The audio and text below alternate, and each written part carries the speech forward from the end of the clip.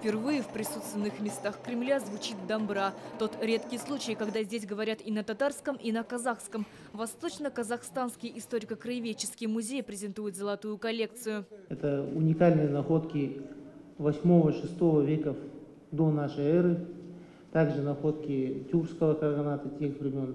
Это находки, которые были сделаны на казахской земле. Но тем не менее, я думаю, что они найдут свой отклик и в Татарстане, так как мы имеем очень большие общие корни исторические.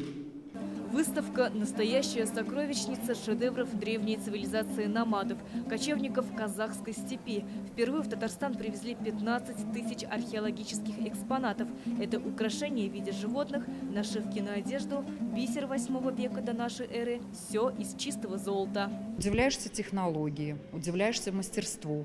В очередной раз понимаешь, что сохранение наследия народов – это одна из приоритетных задач любой державы, любой страны. Выдающиеся находки – 2 золотые бляшки 785 года нашей эры. На них изображен коронованный каган, сидящий на троне. Такое в культуре древних тюрков встречается впервые. По словам археологов, это может быть основатель древнетюркской империи. Первым делом, когда я зашел в зал сюда, то есть я увидел золотого человека и ахнул, потому что такие экспонаты редко кто вывозит из музеев, тем более это золото. Столько вещей новых для себя я увидел. То есть, в принципе, это тюркская же культура, тюркский народ.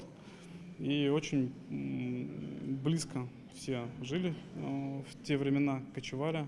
В центре зала 6 воссозданных образов кочевников 4-3 веков до нашей эры. Вот парадно-поминальный костюм знатной женщины, образ уржарской жрицы, воина-музыканта и так называемого золотого человека, воина, раскопанного в Шелектинской долине. Один из таких вот экспонатов, реконструкция, это знатный воин 8-7 века до нашей эры. В чем его исключительность, да, в том, что этот памятник, вот этот курган был найден, не весь курган, а это захоронение было найдено не грабленным. Обычно все вот такие большие курганы до нашего времени доходятся уже потревоженный скелет и весь сопроводительный инвентарь. А это было не грабленным. И в этом ценность, что мы увидели все те предметы, которые были захоронены вместе с этим человеком и смогли воссоздать такой его образ, приближенный образ, но к той действительности. Увидеть жизнь и быт древних кочевников может каждый. Выставка будет работать до 6 июля. Сирина Сахапова, Данил Филатов, ТНВ, Казань.